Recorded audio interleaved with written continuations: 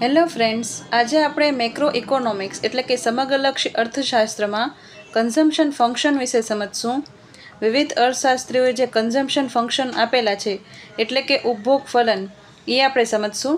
આમાં જીસેટમાં direct question પૂછાય છે કે કયા અર્થશાસ્ત્રીએ કયું કન્ઝમ્પશન ફંક્શન આપેલું છે, બરાબર. તો આપણે સૌથી પહેલાં એ જોઈએ કે કયા અર્થશાસ્ત્રીઓએ આ કન્ઝમ્પશન ફંક્શનની વાત કરેલી. તો સૌથી પહેલાં આપણે જોઈએ તો ફિશર નામના અર્થશાસ્ત્રીએ કન્ઝમ્પશન ફંક્શન આપેલું. એનું કન્ઝમ્પશન ફંક્શન જે છે એને ઇન્ટરટેમ્પોરલ કન્ઝમ્પશન ફંક્શન પણ કહી શકાય છે. આ ઇન્ટરટેમ્પોરલનો મતલબ શું થશે કે 2 ટાઈમ પીરિયડ માટે.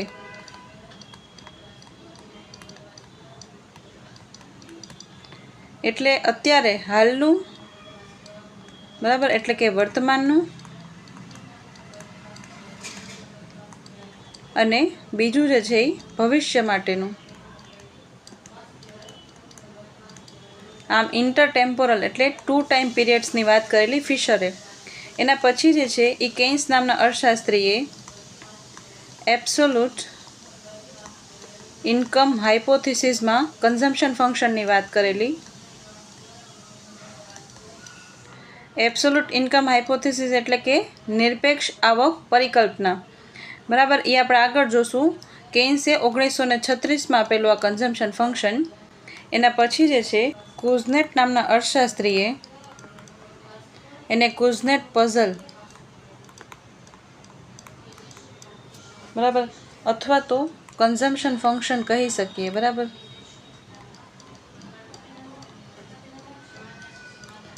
આ કન્ઝમ્પશન ફંક્શન તેઓએ 1946માં આપેલું, બરાબર. એના પછી આપણે વાત કરીએ તો relative income hypothesis. Relative income hypothesis આ ડ્યુઝનબેરી નામના અર્થશાસ્ત્રીએ આપેલું છે 1949માં, બરાબર. Relative income hypothesis. પહેલાં કેન્સનું આવેલું એબ્સોલ્યુટ ઇન્કમ હાઇપોથિસિસ, પછી ડ્યુઝનબેરીએ રિલેટિવ ઇન્કમ હાઇપોથિસિસ, બરાબર, એટલે કે સાપેક્ષ આવક પરિકલ્પના, બરાબર. એના પછી જે છે એ પરમનન્ટ ઇન્કમ હાઇપોથિસિસ.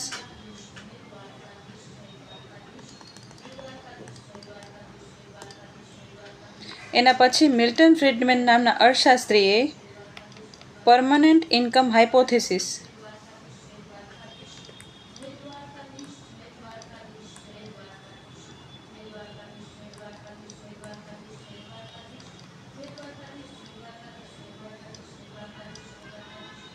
(1957માં આપેલું. એના પછી આપણે જોઈએ તો લાઈફ સાયકલ હાઇપોથિસિસ.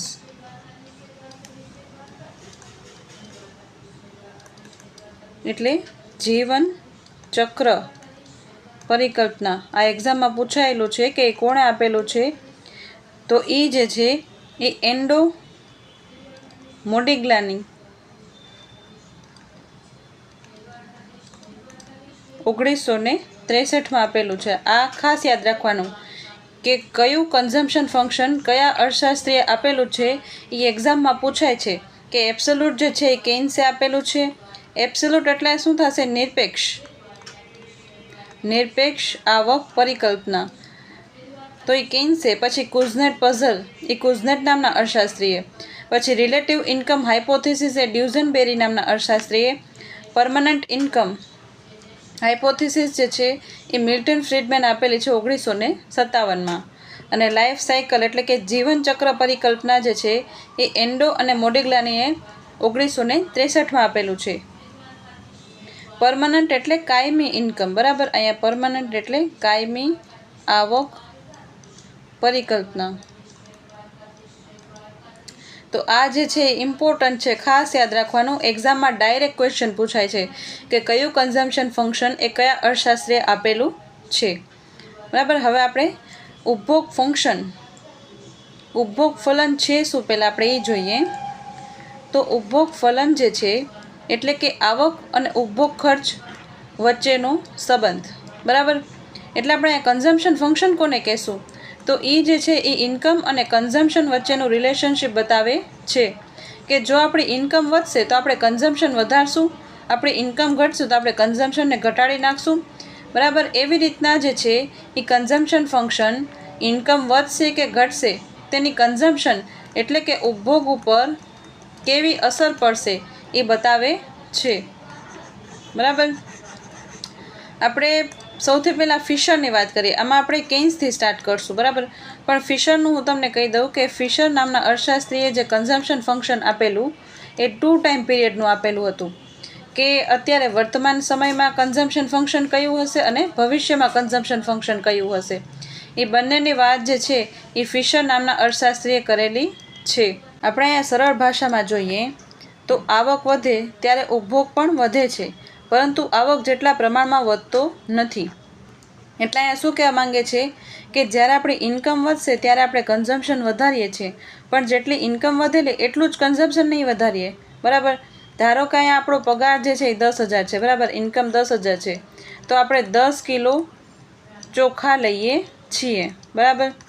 હવે આ ધારો કે આપણી આવક જે છે એ 20,000 થઈ ગઈ તો ચોખા હવે આપણે ડાયરેક્ટ 20 કિલો નહીં કરી દઈએ કે હાલો 20 કિલો ચોખા ખાઈએ આપણે, નહીં, આપણે 11 કિલો લેશું અથવા તો 12 કિલો લેશું. પણ જેટલી આવક વધેલી એટલું જ ઉપભોગ વધશે નહીં. અહીંયા એમ કહેવા માંગે છે કે આવક વધશે તો ઉપભોગ પણ વધશે, એટલે આપણે 11 અથવા તો 12 કિલો ચોખા લેશું, પરંતુ આવક જેટલા પ્રમાણમાં નહીં વધે કે જેટલી આવક વધેલી 10,000થી, બરાબર. તો 10 કિલો ચોખાનો વધારો કરવો એવું આપણે કરશું નહીં કે જેટલી આવક વધેલી એટલું જ આપણે ઉપભોગ વધારીએ, એવું થશે નહીં.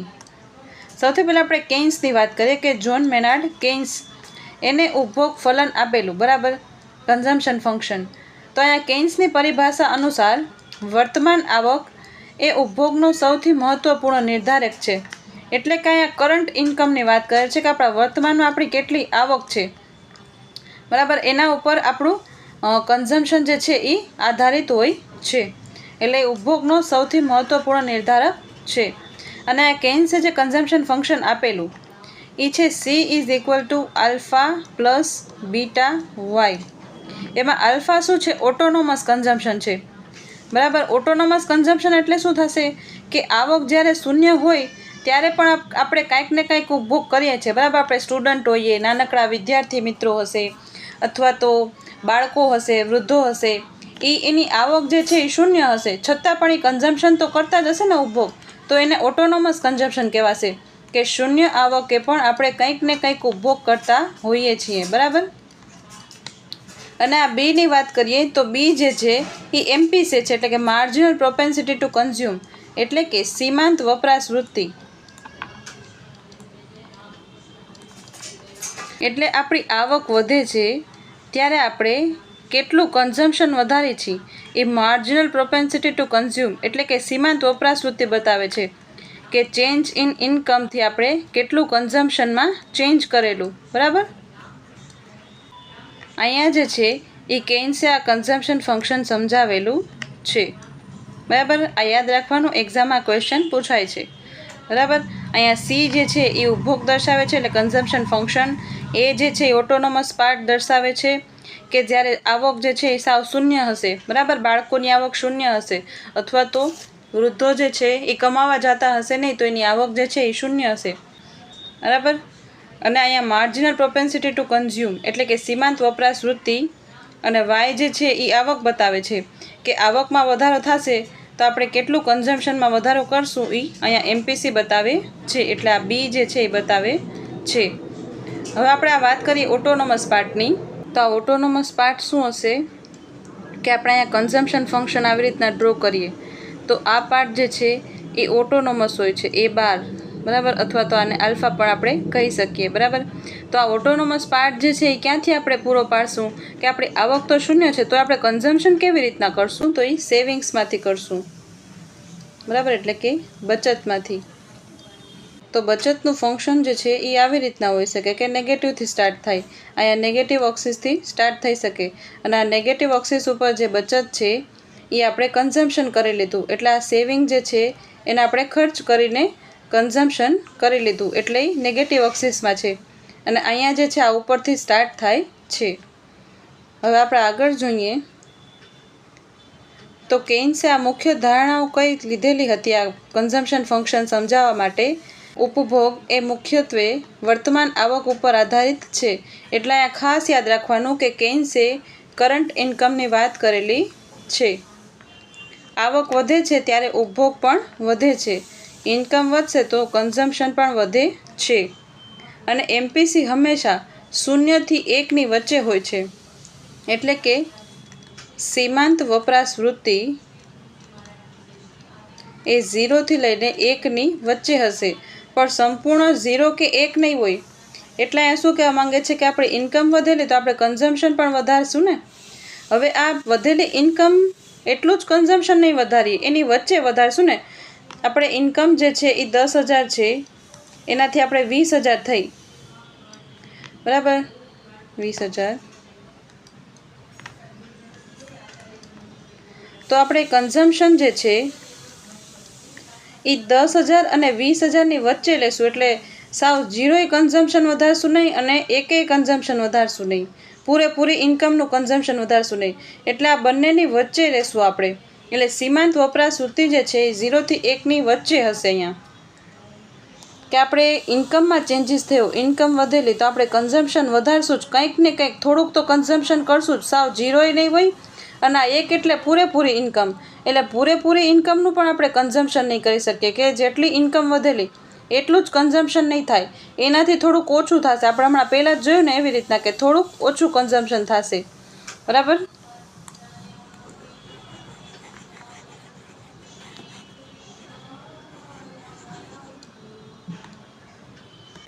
અને અહીંયા બીજું શું કીધું છે કે એપીસી જે છે એ આવક વધતા ઘટવા માંડે છે, બરાબર.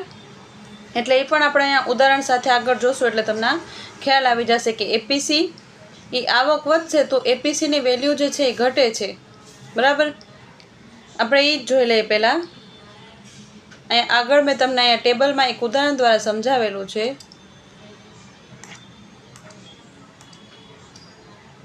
કે અહીંયા ઇન્કમ જે છે એ 100 રૂપિયા છે, વધીને 200 થઈ અને 300 થઈ.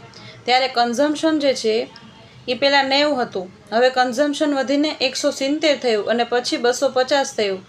ત્યારે એપીસીની વેલ્યુ પહેલાં 0.90, પછી 0.85 અને પછી જે છે એ 0.83. આ બંનેને તમે ડિવાઈડ કરશો તો તમને આ એપીસીની વેલ્યુ મળી જશે, બરાબર.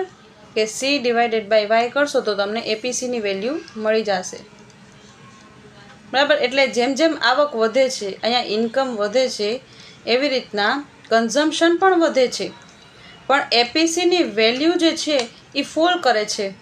એપીસી જે છે એ ઘટે છે. એટલે આવક વધે છે એમ એપીસીની વેલ્યુ જે છે એ ઘટે છે. આપણે હમણાં ઉપર જોયું એવી રીતના અહીંયા. પછી આપણે મર્યાદાઓની વાત કરીએ તો અહીંયા જે છે એ ભવિષ્યની આવકને અવગણે છે. ખાલી કરંટ ઇન્કમની જ વાત કરેલી કે કરંટ ઇન્કમને જ મહત્ત્વ આપેલું કેઇન્સે. અને અહીંયા હજી એક બાબત તમારે યાદ રાખવા જેવી છે કે કેઇન્સે શું કીધું હતું કે કન્ઝમ્પશન ફંક્શન જે છે એ રિવર્સિબલ છે, બરાબર. એટલે ઇન્કમ ઘટશે તો કન્ઝ્યુમર પાછા પોતાના કન્ઝમ્પશન ઉપર આવી જશે, બરાબર. અહીંયા શું કહેવા માંગે છે કે ધારો કે આપણી ઇન્કમ વધેલી તો આપણે કન્ઝમ્પશન પણ વધારેલું, પણ જો ઇન્કમ ઘટી જશે તો આપણે કન્ઝમ્પશન પણ ઘટાડી દઈશું. એટલે એ રિવર્સિબલ છે. આ વસ્તુ પણ ખાસ યાદ રાખવાની, એક્ઝામમાં પૂછાઈ શકે કે કેઇન્સે જે કન્ઝમ્પશન ફંક્શન કીધેલું હતું એ રિવર્સિબલ છે. એટલે આપણે રિવર્સ કરી શકીએ કે ઇન્કમ ઘટી જશે તો આપણું કન્ઝમ્પશન પણ ઘટી જશે. એ જ પ્રપોર્શનમાં આપણું કન્ઝમ્પશન જે છે એ ઘટી જશે. જે પ્રપોર્શનમાં ઇન્કમ વધેલી અને આપણે કન્ઝમ્પશન વધારેલું, એ જ રીતે ઇન્કમ ઘટશે તો કન્ઝમ્પશન પણ ઘટી જશે. આ વાત પણ ખાસ યાદ રાખવાની કેઇન્સની થિયરીમાં. પછીની મર્યાદાની વાત કરીએ તો અહીંયા સંપત્તિ એટલે વેલ્થ ઇફેક્ટની વાત કેઇન્સે કરેલી નથી કે અહીંયા આપણા પાસે ઇન્કમ વધે તો કન્ઝમ્પશન વધશે. પણ વોટ અબાઉટ વેલ્થ? આપણા પાસે વેલ્થ છે એનું શું? આપણા પાસે સંપત્તિ છે, બોન્ડ છે, શેર છે, બરાબર. એ બધી સંપત્તિ છે એનું શું? પ્રોપર્ટી છે, એનો પ્રભાવ અહીંયા ગણવામાં આવેલો નથી. અને અહીંયા લાંબા ગાળાનું વર્તન સમજાવવામાં એ અસમર્થ છે. એટલે કેઇન્સે જે છે એ શોર્ટ રનની વાત કરેલી છે, બરાબર, કે શોર્ટ રનમાં ઇન્કમ વધશે તો કન્ઝમ્પશન વધશે અને ઇન્કમ ઘટશે તો કન્ઝમ્પશન ઘટશે. આ પણ ખાસ યાદ રાખવાનું કે કેઇન્સે શોર્ટ રન એટલે કે ટૂંકા ગાળાની વાત કરેલી છે. લાંબા ગાળામાં એ સમજાવી શકતા નથી. લાંબા ગાળાને સમજાવવામાં એ અસમર્થ છે કે લાંબા ગાળામાં કન્ઝ્યુમરનું બિહેવિયર શું હશે, કે લાંબા ગાળામાં ઇન્કમ વધેલી તો એનું કન્ઝમ્પશનમાં શું ફરક પડશે, એ કેઇન્સે સમજાવેલું નથી. આ વસ્તુ પણ ખાસ યાદ રાખવાની, બરાબર. એના મુખ્ય લક્ષણો આપણે વિસ્તારમાં જોઈએ તો આપણે જોયું એવી રીતના કે એમપીસીની વેલ્યુ જે છે એ 0થી લઈને 1ની વચ્ચે હશે. એટલે વધારાની આવકનો માત્ર એક ભાગ જ ખર્ચવામાં આવે છે. એમપીસી એટલે શું, કે આપણે સીમાંત વપરાશ વૃત્તિ, બરાબર.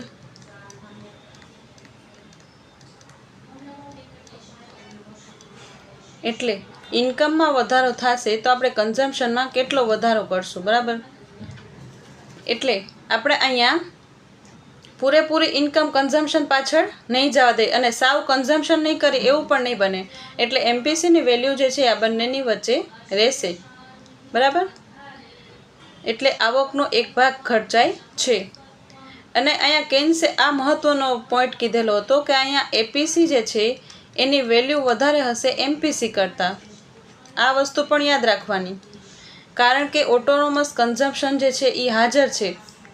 અહીંયા એપીસીમાં ઓટોનોમસ કન્ઝમ્પશન હાજર છે એટલે અહીંયા એપીસીની વેલ્યુ વધારે હશે એમપીસી કરતાં. આ પણ હું તમને ડિરાઈવ કરીને સમજાવું કે કેવી રીતના. અહીંયા કેઇન્સના કન્ઝમ્પશન ફંક્શનની વાત કરીએ તો C C bar plus small C Y, બરાબર. એટલે આપણે અહીંયા બીની જગ્યાએ સી લીધેલો છે અને આલ્ફા જે હતો એની જગ્યાએ સી બાર, બરાબર. Small C Y D. D એટલે કે ડિસ્પોઝેબલ ઇન્કમ. ડિસ્પોઝેબલ ઇન્કમ એટલે ખર્ચવાપાત્ર આવક.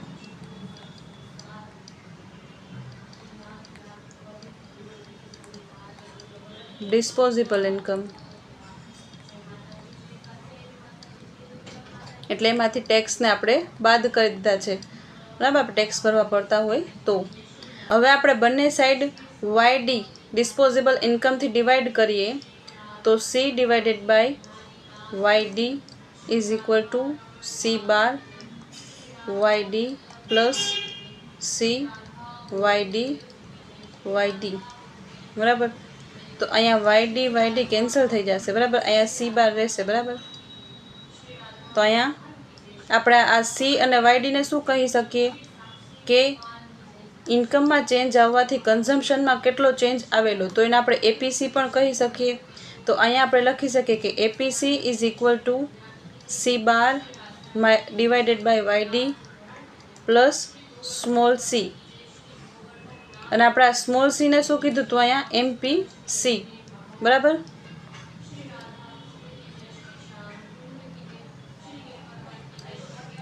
હવે આપણે આગળ જોઈએ. અહીંયા આપણે કહી શકીએ કે APC is equal to C bar Y D plus MPC, બરાબર.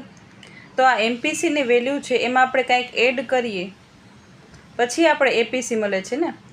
એટલે એમપીસી પ્લસ આપણે વેલ્યુ એડ કરશું તો આપણે એપીસી મળે છે. એટલે એપીસીની વેલ્યુ જે છે એ એમપીસીમાં કંઈક એડ કરવાથી મળે છે, બરાબર. એટલે એપીસીની વેલ્યુ વધારે હશે. અહીંયા APC is greater than MPC હશે, બરાબર.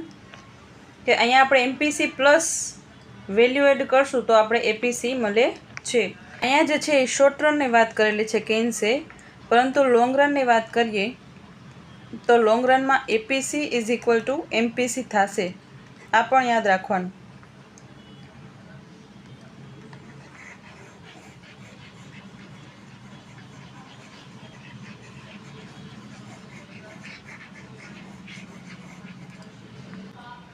બરાબર. હવે આપણે આગળ જોઈએ. અહીંયા આપણે કુઝનેટ પઝલની વાત કરીએ તો કુઝનેટ પઝલ શું કહેવા માંગે છે કે અમેરિકન અર્થશાસ્ત્રી સાયમન કુઝનેટે લાંબા ગાળાના આંકડાઓનો અભ્યાસ કરીને એક રસપ્રદ વિસંગતિ એટલે કે પઝલ જે છે એ શોધી કાઢી. અહીંયા કેઇન્સે શું કહ્યું તો શોર્ટ રનની વાત કરેલી હતી, પણ કુઝનેટે કન્ઝમ્પશન ફંક્શન જે છે એ લોંગ રનની વાત કરેલી. કે કેઇન્સના કન્ઝમ્પશન ફંક્શનને એ લોંગ રનમાં એને ઇમ્પિરિકલ વેરિફિકેશન કરેલું,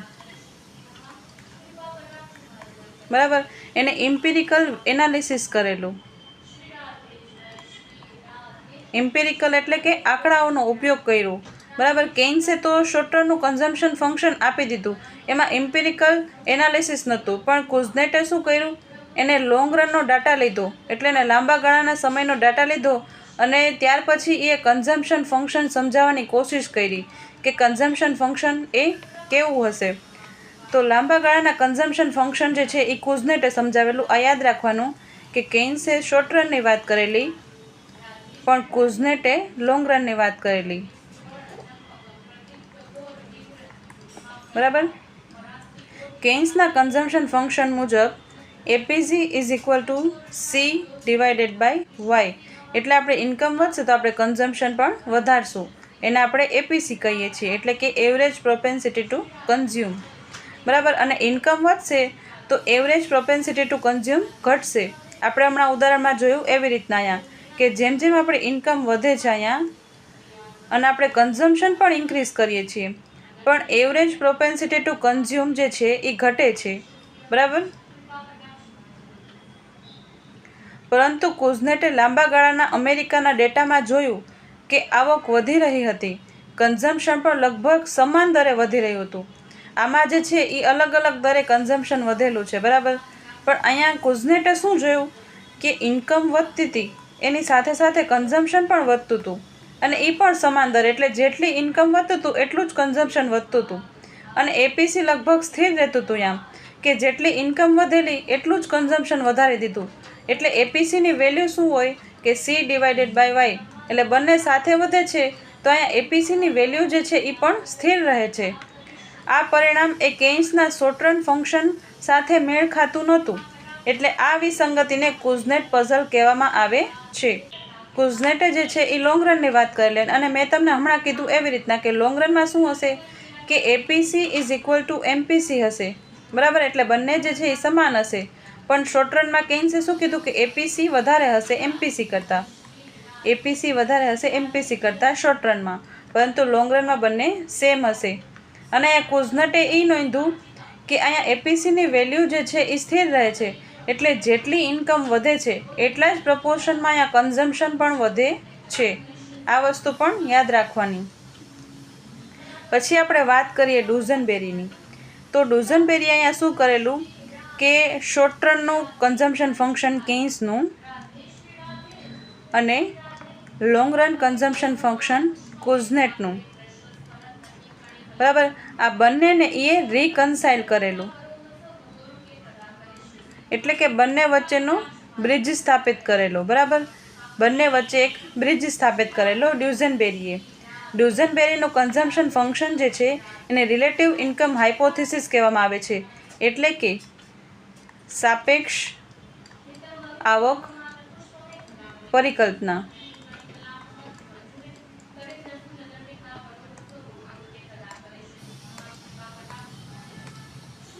અહીંયા ડુઝનબેરીના મુખ્ય વિચાર જોઈએ તો ડુઝનબેરી કહે છે કે વ્યક્તિનો ઉપભોગ માત્ર પોતાની આવક ઉપર નિર્ભર નથી, પરંતુ સમાજમાં અન્ય લોકોની આવક ઉપર પણ નિર્ધારિત છે અને એની સરખામણી ઉપર આધારિત હોય છે, બરાબર. અહીંયા ડ્યુઝનબેરીએ શું કરેલું છે આ વસ્તુ પણ ખાસ યાદ રાખવાની, એક્ઝામમાં પૂછાય છે કે કેન્સનું શોર્ટ રનનું ફંક્શન અને કુઝનેટનું લોંગ રનનું ફંક્શન એ ડ્યુઝનબેરી નામના અર્થશાસ્ત્રી દ્વારા રિકન્સાઇલ, એટલે કે એ બંને વચ્ચેનો બ્રિજ કોને ડિસાઇડ કરેલો તો એ ડ્યુઝનબેરી નામના અર્થશાસ્ત્રીએ.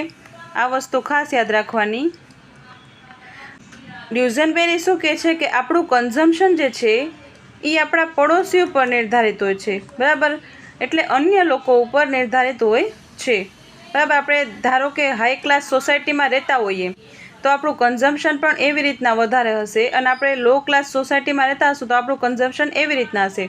એટલે અહીંયા ડ્યુઝનબેરી શું કહે છે કે આપણો ઉપભોગ જે છે એ માત્ર આપણી આવક ઉપર ડિપેન્ડન્ટ નથી, અને કેન્સે કીધું એવી રીતના કે કરંટ ઇન્કમ ઉપર ડિપેન્ડન્ટ નથી, કે આપણા પાસે જે હાલની આવક છે એના ઉપર ડિપેન્ડન્ટ નથી, પરંતુ સમાજમાં અન્ય લોકો જે આપણા પડોશી છે, આપણે જેના આપણે જેનાથી ઇન્સ્પાયર થાય છે એ લોકોની આવક ઉપર પણ ડિપેન્ડન્ટ છે કે એ લોકો જેવી રીતના કન્ઝમ્પશન કરશે આપણે પણ એવી જ રીતના કન્ઝમ્પશન કરશું. એને ડેમોન્સ્ટ્રેશન ઇફેક્ટ કહેવાશે. શું કહેવાશે? Demonstration effect. આ વસ્તુ પણ ખાસ યાદ રાખવાની કે લોકો બીજાને જોઈને ખર્ચ કરવાની ટેવ અપનાવે છે એને ડેમોન્સ્ટ્રેશન ઇફેક્ટ કહેવામાં આવે છે. એટલે કોઈ એક વ્યક્તિ એપલનો ફોન ખરીદે છે તો એને જોઈને બીજા વ્યક્તિ એપલનો ફોન ખરીદવા માટે પ્રેરાય છે. એને ડેમોન્સ્ટ્રેશન ઇફેક્ટ કહેવામાં આવે છે. ઉદાહરણ અહીં આપેલું છે કે પડોશીએ નવી કાર ખરીદી લીધી તો આપણને પણ કાર લેવાની ઈચ્છા થઈ જશે. બરાબર? આને ડેમોન્સ્ટ્રેશન ઇફેક્ટ કહેવાય. એટલે એને ગુજરાતીમાં આપણે દેખાદેખી પણ કહી શકીએ કે આની દેખાદેખીમાં આપણે આ વસ્તુ ખરીદી લઈએ. બરાબર? એને ડેમોન્સ્ટ્રેશન ઇફેક્ટ કહેવામાં આવે છે. અહીંયા સાપેક્ષ આવકનો મતલબ જ એવી રીતના થશે કે બીજાની સાપેક્ષે. આ રિલેટિવ ઇન્કમ હાઇપોથિસિસમાં શું કરી છે આપણે? બીજાને જોઈને દેખાદેખી. આવી રીતના તમે આને યાદ કરી શકો કે ડ્યુઝનબેરી એટલે દેખાદેખી. એટલે આપણે ડેમોન્સ્ટ્રેશન ઇફેક્ટ એટલે બીજાને જોઈને આપણે ખર્ચ કરવાની ઈચ્છા થાય છે. અહીંયા ડ્યુઝનબેરીના મોડલમાં રેચેટ ઇફેક્ટ પણ જોવા મળે છે કે એક વખત જે જીવનશૈલી આપણે અપનાવેલી હોય તો આવક ઘટશે તો પણ આપણે કન્ઝમ્પશન ઘટાડશું નહીં. અહીંયા કન્ઝમ્પશન ફંક્શન જે છે એ ઇરિવર્સિબલ છે. એને આપણે રિવર્સ કરી શકતા નથી. આપણે કેન્સમાં શું જોયું હતું કે એનું કન્ઝમ્પશન ફંક્શન રિવર્સિબલ છે. એટલે આપણી ઇન્કમ ઘટશે તો આપણે પાછા એ કન્ઝમ્પશનમાં આવી જઈશું, નીચેના કન્ઝમ્પશનમાં.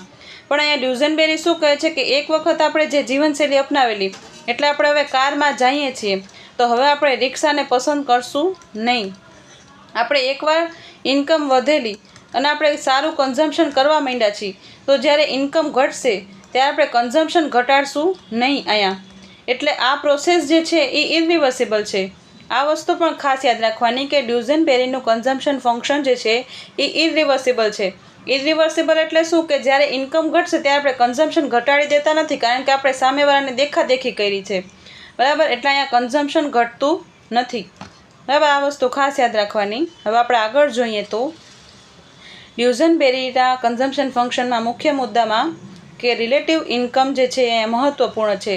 એટલે કે આપણા જે રિલેશનમાં બીજા કોઈ, બરાબર, રિલેટિવ ઇન્કમ એટલે કોઈ બીજા પર્સનની સાપેક્ષમાં આપણી ઇન્કમ જે છે એ મહત્ત્વપૂર્ણ છે. અહીંયા જે છે એ ડ્યુઝનબેરીએ રિલેટિવ ઇન્કમની વાત કરી છે. બરાબર? કેન્સે શું કીધું હતું? Current income. ડ્યુઝનબેરીએ શું કીધું? Relative income. બરાબર? અહીંયા સામાજિક સરખામણી એ ઉપભોગને અસર કરે છે કે આપણે બીજા સાથે સરખામણી કરીએ, કમ્પેરિઝન કરીએ, એ આપણા કન્ઝમ્પશન એટલે કે ઉપભોગને અસર કરે છે. પછી જીવનશૈલી સરળતાથી નીચે આવતી નથી એટલે આપણી ઇન્કમ ઘટશે તો આપણે કન્ઝમ્પશન ઘટાડતા નથી. બરાબર? એટલે સરળતાથી આપણું કન્ઝમ્પશન નીચે આવતું નથી. આ કન્ઝમ્પશન ફંક્શનની મર્યાદાઓ આપણે જોઈએ તો અહીંયા ભવિષ્યની આવકને ધ્યાન અપાતું નથી, મહત્ત્વ અપાતું નથી. કેન્સની જે માને આ કન્ઝમ્પશન ફંક્શન પણ ભવિષ્યની ઇન્કમને જોતું નથી. બરાબર? અહીંયા બીજું જોઈએ તો દરેક વ્યક્તિ એ સમાન રીતે બીજાનું અનુકરણ કરતી નથી. બરાબર? એટલે આપણે એમ કીધું કે ડેમોન્સ્ટ્રેશન ઇફેક્ટ. બરાબર? એટલે દેખાદેખી. પણ બધા વ્યક્તિ એવા નથી હોતા ને. બધા વ્યક્તિ ડેમોન્સ્ટ્રેશન ઇફેક્ટ એટલે દેખાદેખીની અસર અહીંયા જોવા મળતી, બધા વ્યક્તિઓમાં આ અસર જોવા મળતી નથી. આ એની મર્યાદા કહી શકાય આપણે. હવે આપણે ત્રીજું કન્ઝમ્પશન ફંક્શન જોઈએ જે મિલ્ટન ફ્રીડમેને આપેલું હતું 1956 અથવા તો 57. બરાબર? કે મિલ્ટન ફ્રીડમેનનું પરમનન્ટ ઇન્કમ હાઇપોથિસિસ એટલે કાયમી આવકનું સિદ્ધાંત. બરાબર? તો મિલ્ટન ફ્રીડમેને શું કીધું કે લોકો માત્ર આજની આવક પ્રમાણે ખર્ચ કરતા નથી પરંતુ લાંબા ગાળાની અપેક્ષિત આવક એટલે કે પરમનન્ટ ઇન્કમ પ્રમાણે ખર્ચ કરે છે. બરાબર?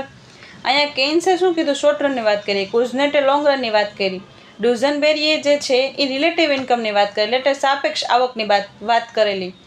પણ અહીંયા મિલ્ટન ફ્રીડમેન શું કહે છે કે પરમનન્ટ ઇન્કમ એટલે કે અહીંયા એ શું કીધું કે આપણે જે આજે કન્ઝમ્પશન કરીએ છીએ, જે ઉપભોગ આપણે આજે કરીએ છીએ એ માત્ર આજની આવક એટલે કે કરંટ ઉપર જ ડિપેન્ડન્ટ નથી. આપણે કરંટ ઉપર છે પણ એ માત્ર કરંટ ઉપર નથી પરંતુ એની સાથે સાથે અપેક્ષિત આવક એટલે કે એક્સપેક્ટેડ ઇન્કમ એના ઉપર પણ ડિપેન્ડન્ટ છે, બરાબર.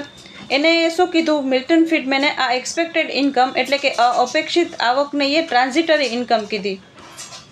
અપેક્ષિત આવકને એ ટ્રાન્ઝિટરી ઇન્કમ એટલે થોડા સમય માટેની જે ઇન્કમ હોય, જેમ કે આપણે લોટરી લાગે, બોનસ મળે અથવા તો કોઈ ગિફ્ટ મળે, એને ટ્રાન્ઝિટરી ઇન્કમ કીધી, બરાબર. કે આપણું કન્ઝમ્પશન એટલે કે આપણો ઉપભોગ જે છે એ આ ટ્રાન્ઝિટરી ઇન્કમ ઉપર પણ ડિપેન્ડન્ટ હોય છે, એટલે કે અપેક્ષિત આવક, બરાબર. આપણે કોઈ પણ પ્રકારની લોટરી લીધેલી છે અથવા તો બોસે અચાનક આપણે બોનસ આપી દીધું અથવા તો આપણે કોઈ પણ પ્રકારની ગિફ્ટ મળી ગઈ તો પણ આપણા કન્ઝમ્પશન ઉપર ઇફેક્ટ પડશે, એવું મિલ્ટન ફ્રીડમેને કીધું. કે અહીંયા જે છે એ પરમનન્ટ ઇન્કમની વાત કરે છે, એટલે કે કાયમી આવક અને ટ્રાન્ઝિટરી ઇન્કમ, આ બંનેની વાત જે છે એ મિલ્ટન ફ્રીડમેને કરેલી છે. તો અહીંયા પરમનન્ટ ઇન્કમની વાત કરીએ તો પરમનન્ટ ઇન્કમ એટલે કે સ્થિર અને લાંબા ગાળાની આવક, જેમ કે પગાર કે નિયમિત વ્યવસાયિક આવક આપણે મળતો હોય એ આપણો પગાર જે છે એ પરમનન્ટ ઇન્કમ છે, એમાંથી આપણે કન્ઝમ્પશન કરીએ છીએ. અને ટ્રાન્ઝિટરી ઇન્કમની આપણે વાત કરીએ તો એ અસ્થાયી આવક છે.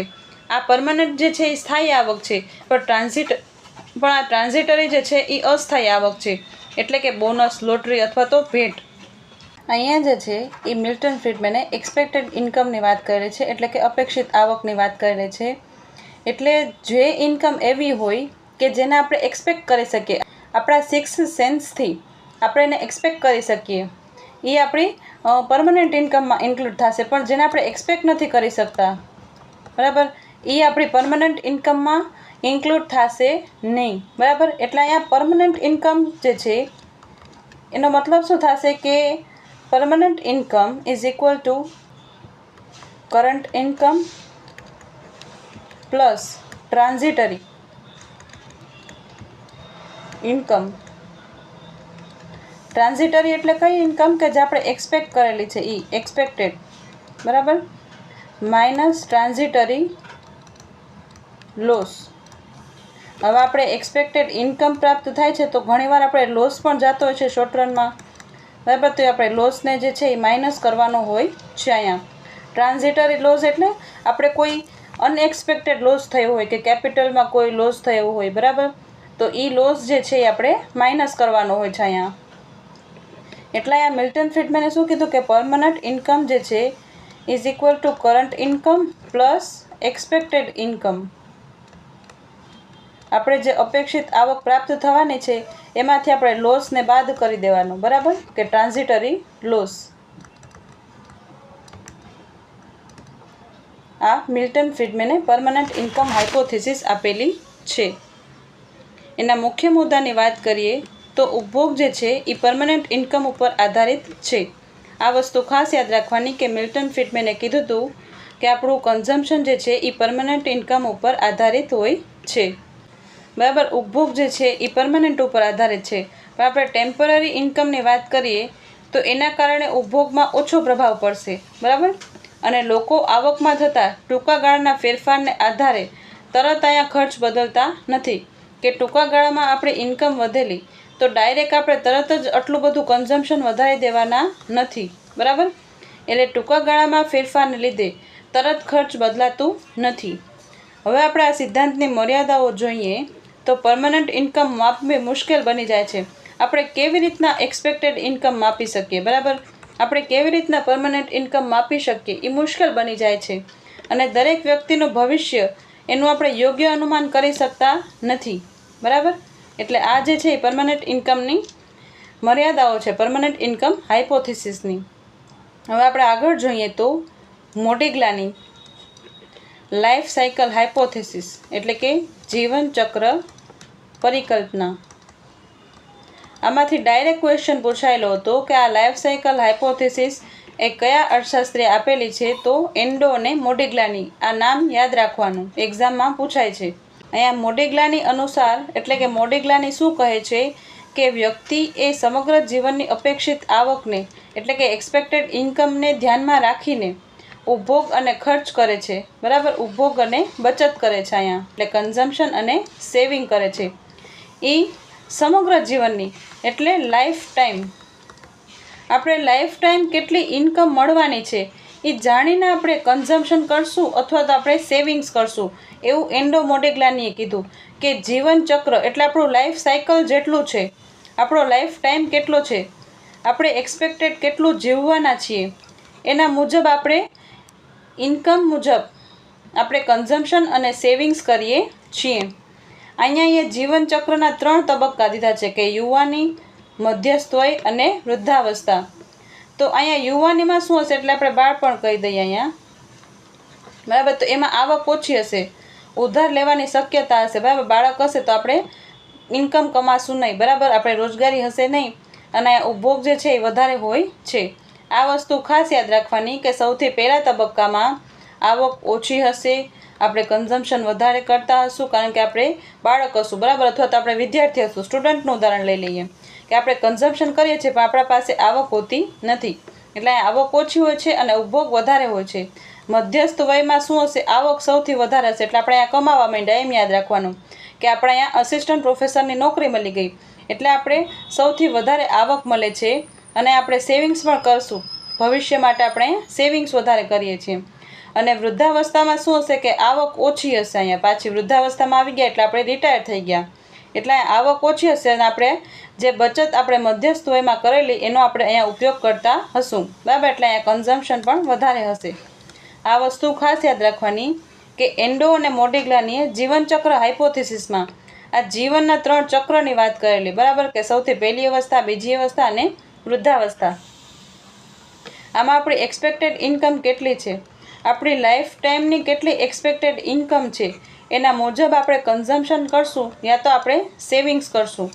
આ લાઈફ ટાઈમના 3 તબક્કા દીધા એ મુજબ આપણે કન્ઝમ્પશન અને સેવિંગ કરશું, બરાબર. આ તમે આવી રીતના પણ યાદ રાખી શકો કે તમે વિદ્યાર્થીઓ ત્યારે કન્ઝમ્પશન વધારે, પછી તમે ખુદ કમાવા માંડો ત્યારે તમે સેવિંગ્સ વધારે કરશો ને, અને પછી જે છે એ વૃદ્ધાવસ્થામાં એ જ સેવિંગનો આપણે ઉપયોગ કરીએ છીએ, બરાબર. તો આ જે છે એ મોડિગ્લાનીનું લાઈફ સાયકલ હાઇપોથિસિસ. એના આપણે મુખ્ય મુદ્દાની વાત કરીએ તો જીવનભરના આવકને સમતોલ રીતે વાપરવાનો અહીંયા પ્રયત્ન કરવામાં આવે છે અને બચત અને ઉપભોગ એ જીવનના તબક્કા પ્રમાણે બદલાય છે કે પહેલા તબક્કામાં કન્ઝમ્પશન વધારે હશે, બીજા તબક્કામાં સેવિંગ વધારે હશે અને વૃદ્ધાવસ્થામાં પણ કન્ઝમ્પશન વધારે હશે, બરાબર. એવી રીતના ઉપભોગ અને બચત જે છે એ બદલાય છે.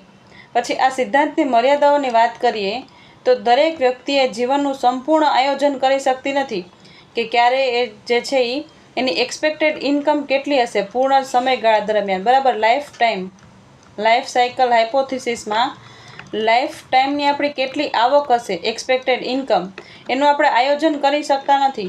અહીંયા અનિશ્ચિતતા હોઈ શકે, બેરોજગારી હોઈ શકે, આરોગ્ય જેવા પરિબળોને પણ પૂરતું સ્થાન મળવું જોઈએ પણ અહીંયા મળતું નથી એટલે એની મર્યાદા બની જાય છે, બરાબર.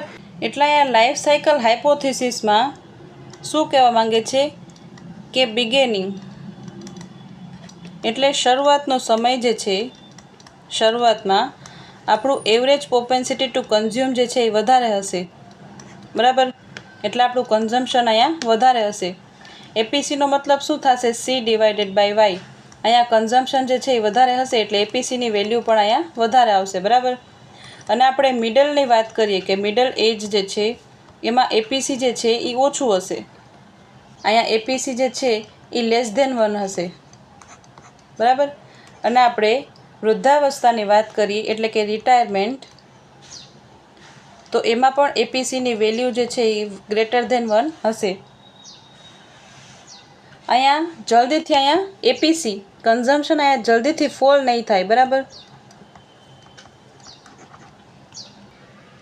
અને અહીંયા આપણે ફ્યુચરમાં આપણે ઇન્કમ વધવાની છે તો અહીંયા કન્ઝમ્પશન પણ વધશે કે ઇન્કમ વધશે તો આપણું કન્ઝમ્પશન પણ વધશે, બરાબર.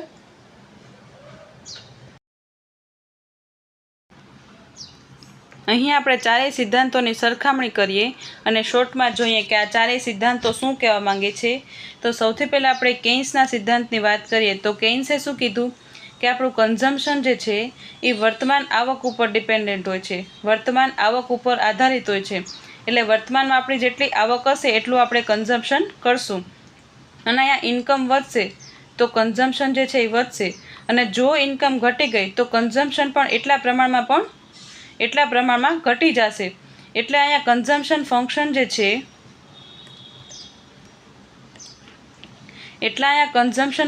જે છે એ રિવર્સિબલ છે, બરાબર. એટલે અહીંયા આવક ઘટશે તો કન્ઝમ્પશન પણ ઘટી જશે. કેઇન્સે જે છે એ શોર્ટ રનની વાત કરેલી, એટલે કે ટૂંકા ગાળાની વાત કરેલી. અને પછી કુઝનેટ નામના અર્થશાસ્ત્રીએ લાંબા ગાળાનું ઉપભોગ ફલન આપેલું. આ ટૂંકા ગાળાનું કન્ઝમ્પશન ફંક્શન અને લાંબા ગાળાનું કન્ઝમ્પશન ફંક્શન જે છે એને રિકન્સાઇલ જે છે એ ડ્યુઝનબેરી નામના અર્થશાસ્ત્રીએ કરેલું. રિકન્સાઇલ એટલે એ બંને વચ્ચેનો બ્રિજ જે છે એ ડ્યુઝનબેરીએ આપેલું. અને ડ્યુઝનબેરીએ સાપેક્ષ આવકની વાત કરેલી અને સામાજિક સરખામણીની, કે રિલેટિવ ઇન્કમ, કે આપણા પડોશીની કેટલી આવક છે એ કેવી રીતના કન્ઝમ્પશન કરે છે એવી જ રીતના આપણે કન્ઝમ્પશન કરશું તો એને દેખાદેખીનો પ્રભાવ જોવા મળે છે. અને અહીંયા રેચેટ ઇફેક્ટ પણ જોવા મળે છે. રેચેટ ઇફેક્ટનો મતલબ શું થશે કે અહીંયા ઇન્કમ વધશે તો કન્ઝમ્પશન વધે છે. હવે અહીંયા ઇન્કમ ઘટશે તો કન્ઝમ્પશન જે છે એ અહીંયા ઘટશે નહીં, એટલે એ ઇરિવર્સિબલ છે. કેસમાં શું છે એ રિવર્સિબલ છે કે હા ભાઈ ઘટી જશે, પણ અહીંયા ડ્યુઝનબેરીએ શું કીધું કે એ ઇરિવર્સિબલ છે, એટલે એ એટલા પ્રમાણમાં ઘટશે નહીં, કારણ કે આપણે પડોશીની દેખાદેખી કરી છે. એટલે અહીંયા કન્ઝમ્પશન ફંક્શન જે છે એ જલ્દીથી ઘટશે નહીં. એને આપણે રેચેટ ઇફેક્ટ કહી શકીએ છીએ. પછી મિલ્ટન ફ્રીડમેને સ્થાયી એટલે પરમનન્ટ ઇન્કમની વાત કરેલી અને ટ્રાન્ઝિટરી ઇન્કમ એટલે આપણે કોઈ એક્સપેક્ટેડ આવક આવવાની છે, બરાબર. આપણે કોઈ આવકને એક્સપેક્ટ કરી શકીએ છીએ કે આપણે કોઈ પણ પ્રકારનો ફાયદો થવાનો છે, આપણે કોઈ પણ પ્રકારની ગિફ્ટ મળશે, બોનસ મળશે, તો એને ટ્રાન્ઝિટરી ઇન્કમ કહેવાશે, બરાબર. મિલ્ટન ફ્રીડમેને ટ્રાન્ઝિટરી ઇન્કમ અને પરમનન્ટ ઇન્કમની વાત કરેલી, કે પરમનન્ટ ઇન્કમ જે છે એ current income plus transitory income ઉપર આધારિત હોય છે. પછી મોડિગ્લાનીની વાત કરીએ તો એ સમગ્ર જીવનચક્રની વાત કરેલી, કે લાઈફ સાયકલ દરમિયાન, કે બિગેનિંગ હશે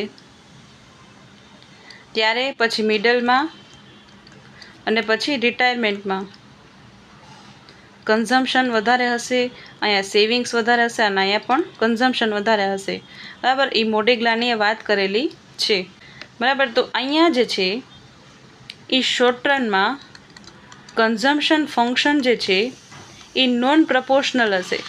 નોન પ્રપોર્શનલ એટલે કે ઇન્કમ વધશે એટલા જ પ્રમાણમાં કન્ઝમ્પશન વધશે નહીં, તો એને નોન પ્રપોર્શનલ કહેવાશે. પ્રપોર્શનલ એટલે શું કે ઇન્કમ વધેલી, કન્ઝમ્પશન એટલા જ પ્રપોર્શનમાં વધશે તો એને પ્રપોર્શનલ કહેવાશે. પણ અહીંયા શોર્ટ રનમાં કન્ઝમ્પશન ફંક્શન એટલે ઉપભોગ ફલન જે છે એ નોન પ્રપોર્શનલ હોય છે, બરાબર. આપણે જોયું એવી રીતના કે ઇન્કમ વધશે તો એટલું જ આપણે કન્ઝમ્પશન વધારીશું નહીં, બરાબર. અને લોંગ રનમાં કન્ઝમ્પશન ફંક્શન જે છે એ પ્રપોર્શનલ બની જાય છે, એટલે જેટલી ઇન્કમ વધશે એટલું જ આપણે કન્ઝમ્પશન વધારીએ છીએ. આ વસ્તુ પણ ખાસ યાદ રાખવાની, બરાબર. તો આજ માટે આટલું જ. Thank you so much for watching. જો તમને વિડીયો પસંદ આવ્યો હોય તો લાઈક કરજો, તમારા ફ્રેન્ડ સાથે શેર કરજો અને ચેનલને સબસ્ક્રાઈબ કરજો. અને જો તમે ટેલિગ્રામ ગ્રુપ જોઈન ના કરેલું હોય તો ટેલિગ્રામ ગ્રુપ પણ જોઈન કરી લેજો. Happy learning, keep growing and thank you so much for watching.